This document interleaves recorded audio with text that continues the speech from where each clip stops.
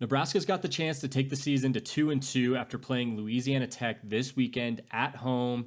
It's an afternoon game at 1:30. But there are two glaring issues that we're going to talk about today. What does our running back room situation look like? And also, who's starting at the quarterback position? But what's up, guys? Welcome back to FFT. I'm Trevor. Let's check it out.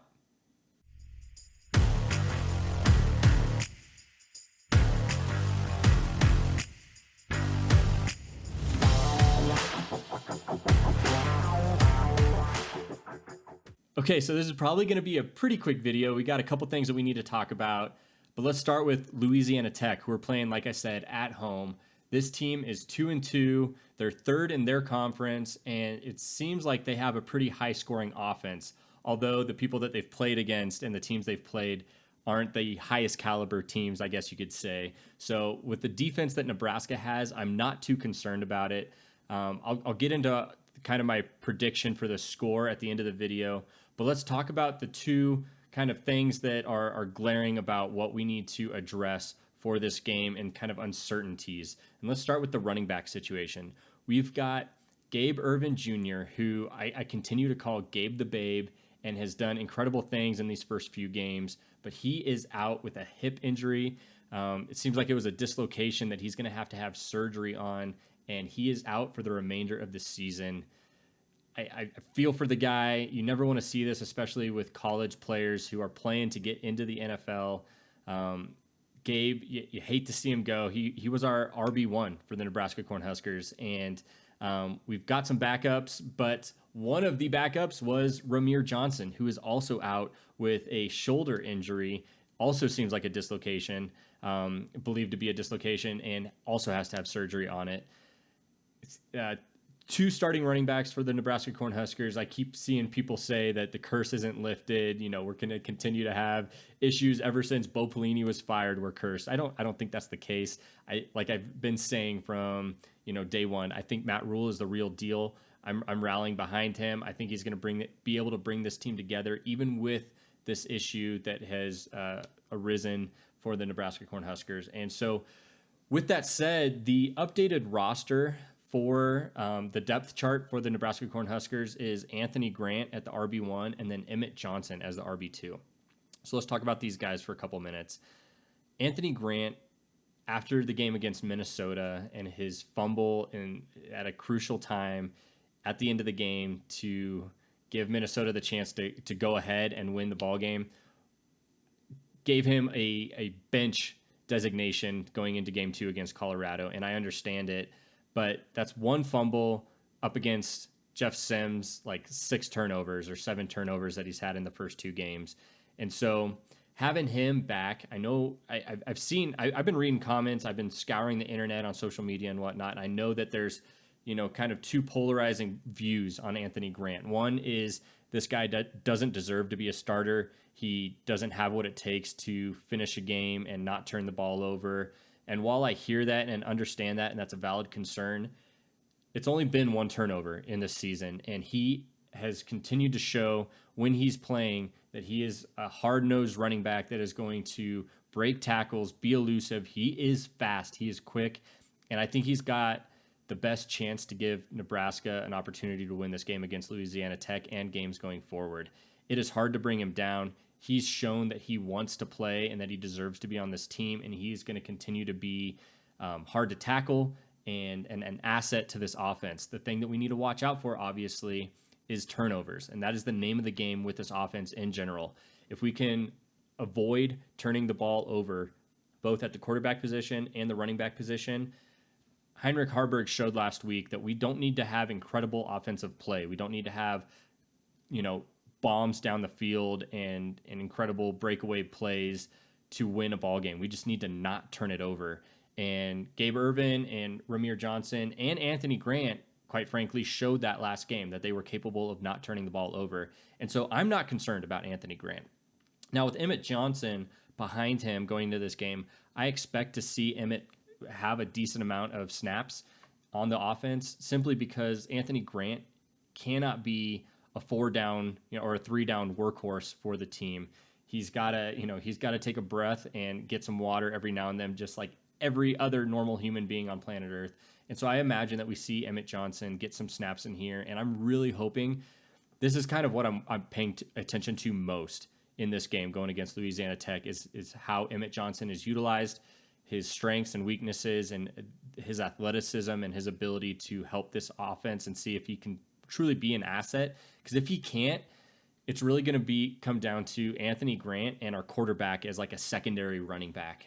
I've seen that quite a lot too online. Is with Gabe Ervin gone, let's just have Heinrich Haarberg be our running back too. And while I don't disagree with that, let's go ahead and talk about our quarterback situation. After the game against Northern Illinois, where Heinrich Haarberg showed that he is confident, he's an in-state recruit, and you love to see that. First of all, I'm excited that we're able to bring guys in from Nebraska.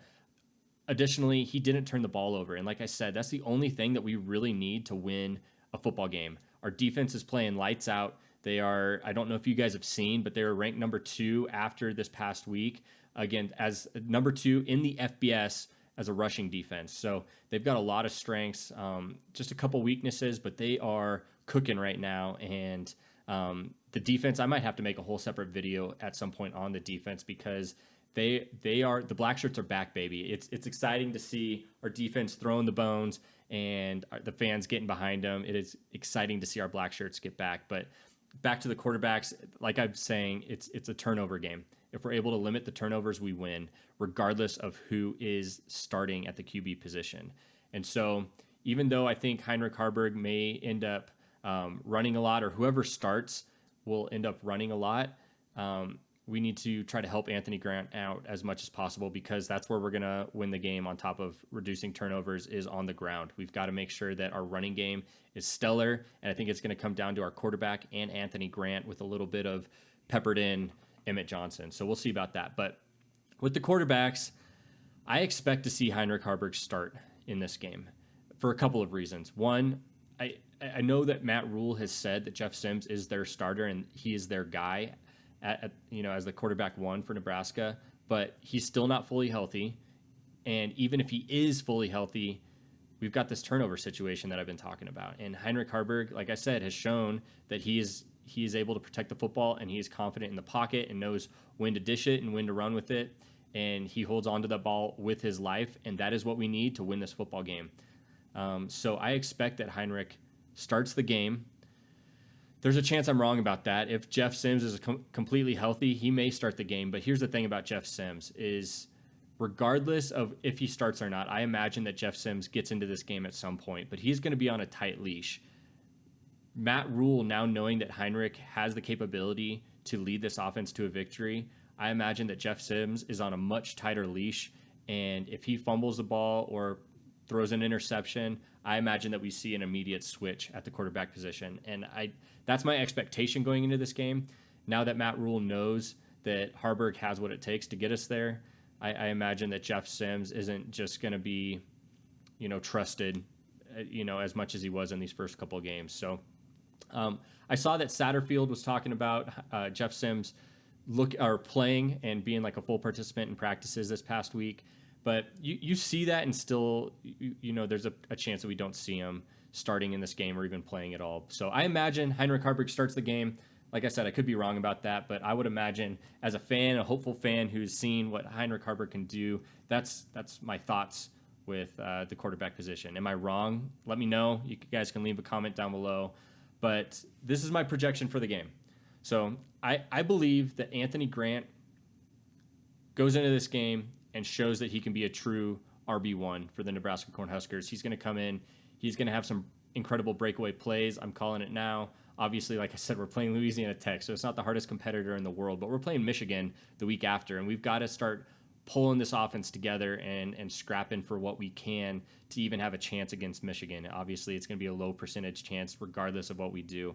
But Anthony Grant is going to play with his heart on the line, his soul on the line, to try to prove that he can be the RB1. And I think he's going to play exceptionally well. I don't think he's going to have a single turnover, and I think he's going to be the running back that we need to replace Rahmir Johnson and Gabe the Babe. So I think Anthony Grant plays well. I think Haarberg starts, like I already talked about, And I think our defense is stout and only gives away 7 points. So I believe that we end up winning this game 35-7. I almost said 35-3 just because that's the score we should have had against Northern Illinois. It was just sort of that garbage time, plays when we had our second string defense out there. But you could see that Matt Rule was visibly upset that we gave up a touchdown and a 2-point conversion at the end of the game. He didn't want to see that happen, even with our second string out there. Obviously, he could have kept our first string in the entire game. I think he wanted to give some other guys a shot. He wants to, like I said, this is foundational for the future. We're building our team for years to come, and so he wants to give guys opportunities to play and see what it's really like to play in Memorial Stadium in front of 90,000 plus fans. So I think we win 35-7. I expect to see our offense do well, not crazy good, not exceptional, but well. And what I mean by well is limiting the turnovers. And so I think we do that. I think we win 35-7. And Big Ten play starts the following week against Michigan at home. So this team has a chance to pull some upsets here in the near future.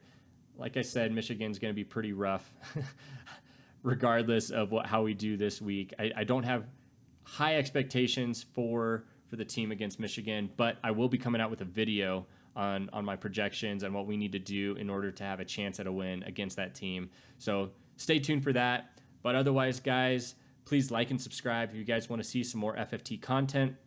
I cover the Nebraska Cornhuskers and also fantasy football. So if you guys want to see either of those topics, I put out videos throughout the week and almost daily. So if you guys want to stay tuned to that, please like and subscribe. But otherwise, we'll catch you guys next time.